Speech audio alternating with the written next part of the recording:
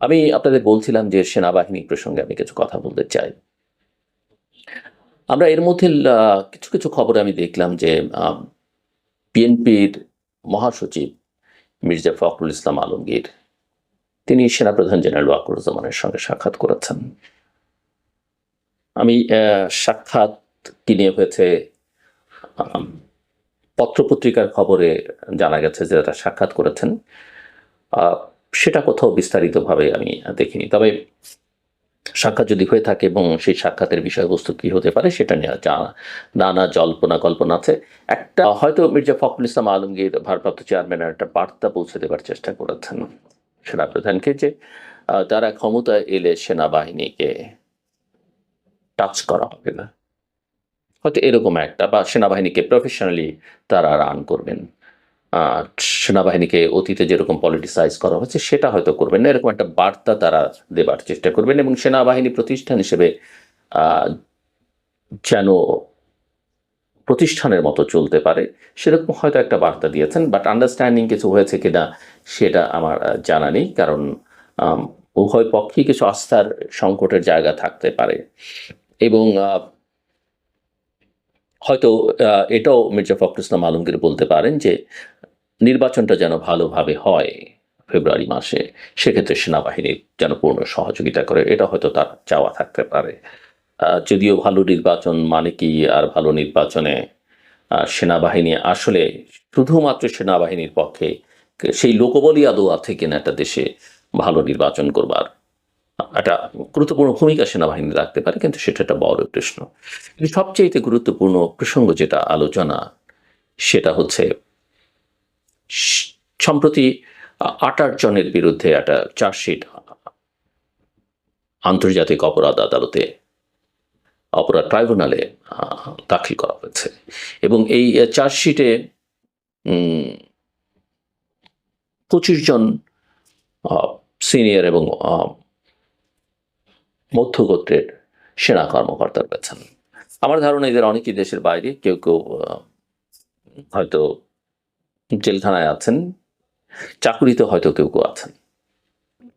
কিন্তু মূল কথা যেটা যে এটা হয়তো আমার কথার সঙ্গে অনেকে একমত হবেন না, কিন্তু আমি সবার বিবেচনার জন্য বলছি। সেনাপ্রধান অনেকদিন ধরে বলছেন যে আমরা যেন কোনো প্রতিষ্ঠানকে প্রশ্নবিদ্ধ না করি। প্রতিষ্ঠান না থাকলে বাংলাদেশে এমনিতেই আসলে কোনো প্রতিষ্ঠান সেই অর্থে আমরা গড়ে তুলতে পারিনি, নেই। আম শুধুমাত্র আর্মড ফোর্সেস বা সেনাবাহিনী এবং বিমান বাহিনী, নৌবাহিনী এই প্রতিষ্ঠানগুলো মোটামুটি কিছু বিতর্ক সত্ত্বেও টিকে আছে। এগুলোকে যেন আর বিতর্কিত না করি। এর সঙ্গে যুক্ত আছে প্রতিরক্ষা গোয়েন্দা সংস্থা, ডিজিএফআই, এনএসআই এর প্রশ্ন, rapid action battalion, police forces সেনাবাহিনীর বাইরেও।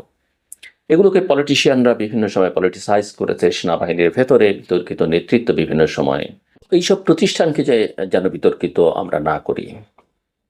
একসময় সেনা শাসনের কারণে সেনাবাহিনী বিতর্কিত ছিল এবং পরবর্তী পর্যায়ে বিভিন্ন রাজনৈতিক দলগুলো, বিশেষ করে গত 15 বছরে শেখ হাসিনার শাসনামলে যেভাবে ডিজিএফআইকে ব্যবহার করা হয়েছে, এনএসআইকে ব্যবহার করা হয়েছে, পুলিশ র্যাবকে ব্যবহার করা হচ্ছে এবং সেগুলো নিয়ে কিছু আমরা জানি র্যাবের বিরুদ্ধে মার্কিন স্যাংশনের কথা,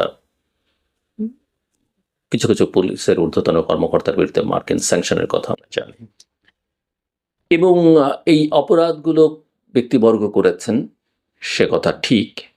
এবং আমরা সবাই চাই দেশে গণতন্ত্র চাইলে, আইনের শাসন চাইলে প্রতিটি অপরাধের বিচার হোক, কেউ অপরাধের ঊর্ধ্বে নয়, একথা আমাদের মাথায় রাখতে হবে। তিনি যেই হন না কেন, তিনি রাষ্ট্রপতি হন, প্রধানমন্ত্রী হন, তিনি যদিও রাষ্ট্রপতির জন্য কিছু ক্ষেত্রে দায় মুক্তির ব্যাপার আছে, কিংবা সেনাপ্রধান হন, কিংবা নোবেল লরিয়েট হন, ডাজেন্ট ম্যাটার, যেই হোক, মসজিদের ইমাম হন, পুরোহিত হন, পাদ্রী হন, সবাইকে আপনি শাস্তি, এমনকি সাংবাদিকদের জন্য। কিন্তু এখানে একটা বিষয় আমাদের একটু বিবেচনায় রাখা দরকার, যেটা আমি সেনাপ্রধানের সঙ্গেও খানিকটা একমত, যে অপরাধ যারা করেছেন তাদের বিচার হোক।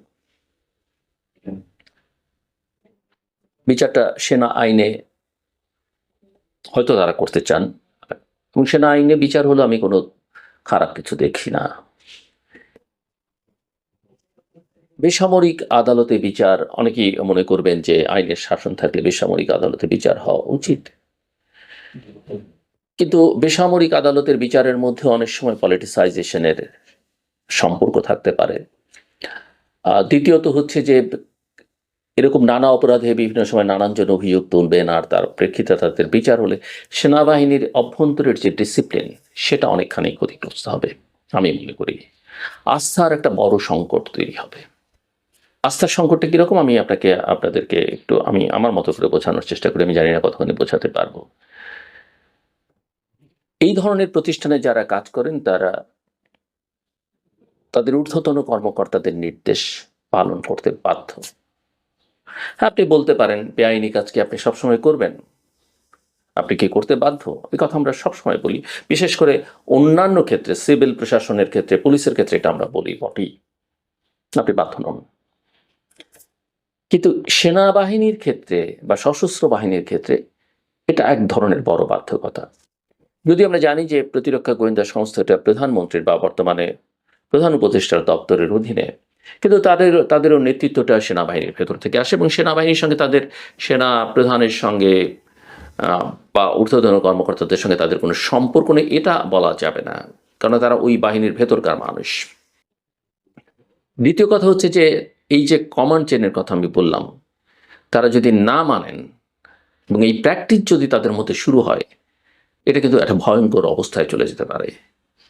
সো সশস্ত্র বাহিনীর অভ্যন্তরীণ যে চেইন অফ কমান্ড, সেটা রাইট রং ভালো মন্দ সেটাকে আপনি সেভাবেই চলতে দিতে হবে, এবং ভেতর থেকে সেটাকে আপনার কারেকশন করতে হবে। আমি আমি আমি যেভাবে মনে করি, ধরেন ঊর্ধ্বতন কর্মকর্তাদের কথা যদি তারা না শোনেন, তাহলে একটা জটিলতা তৈরি হতে পারে যে কোনো সময়, এবং সেটা চেইন অফ কমান্ড ভেঙে দিবে। আমরা একটা উদাহরণ হিসেবে যদি বলি, ধরেন এই যে 24শে জুলাই আগস্টের সময় যে অভ্যুত্থান, সে ফর এক্সাম্পল সেনাপ্রধান এবং কতিপয় সিনিয়র জেনারেল চাইলেন যে আমরা আর সরকারের নির্দেশ আদেশ মানব না, আমরা জনগণের পক্ষে দাঁড়াবো। একটা বড় অংশ যদি সে সময় প্রতিবাদ করতেন, না আমরা তো সরকারের অধীনে, কাজে আমাদের সরকারের কথাই মানতে হবে, আমরা সরকারের কথাই শুনব, বুঝতে পারেন এই অভ্যুত্থান সেদিন সাফল্যের মুখ দেখতো? আমার মনে হয় দেখতো না। কিংবা এটা বুঝতে পারেন কি ধরনের বিশৃঙ্খলা সেই 70-এর দশকে 75-এর মতো অবস্থা বাংলাদেশ সেনাবাহিনীর বা সশস্ত্র বাহিনীর ভেতরে হতো। আবার উল্টো দিক থেকে যদি চিন্তা করেন যে সেনা প্রধান চাইছেন না বা তার সতীর্থ জেনারেলরা চাইছেন না, কিন্তু ভেতরে একটা ভীষণ চাপ যে আমরা জনগণের পক্ষে দাঁড়াবো, আমরা কমান্ড শুনবো না, সরকারের সঙ্গে থাকবো, সেটাও একটা বিশৃঙ্খলা, কিন্তু চরম বিশৃঙ্খলা। ইয়েস, যখন পুরো বাহিনী একসঙ্গে থাকে তখন সমস্যাটা কম হয়, কোনো সমস্যা হয় না। কিন্তু বাহিনীর ভেতরে যদি অসন্তোষ থাকে, রাইটলি অর রংলি, সেটা কিন্তু বাহিনীকে, ওই ফোর্সেসকে ক্ষতিগ্রস্ত করে, এবং এরকম পরিস্থিতিতে দেশের স্বাধীনতা, নিরাপত্তা, সার্বভৌমত্ব ঝুঁকির মধ্যে থাকে। সো আমি জানি না যে সেনাবাহিনী বিষয়টাকে কিভাবে ডিল করছে, কি চাইছে তারা। তবে রাজনৈতিক মহলে অনেক রকমের উচ্ছ্বাস আমরা দেখতে পাই, অনেক রকমের দাবি দেখতে পাই। রাজনৈতিক মহলে বেশ সাধারণভাবে নাগরিকদের মধ্যে অনেক রকমের উচ্ছ্বাস থাকতে পারে, অনেক রকমের ক্ষোভ থাকতে পারে, অনেক বক্তব্য থাকতে পারে, কিন্তু রাষ্ট্র একটা নির্দিষ্ট নিয়মের মধ্যে চলে, তাকে একটা নিয়মের মধ্যে চালাতে হয়। আবেগ দিয়ে বলে ফেললাম ক্যান্টনমেন্ট গড়িয়ে দাও, আবেগ দিয়ে বলে ফেললাম এই সেনাবাহিনী চাই না, এই ডিজিএফআই বিলুপ্ত করতে হবে, এগুলো দিয়ে রাষ্ট্র চলবে না। আর আপনি এইসব কথাবার্তা যখন বলবেন, বাইরে থেকে যারা আপনার জন্য হুমকি, দেশের জন্য হুমকি, তারা আসলে তখন নড়ে চড়ে বসে। এটা মাথায় রাখতে হবে।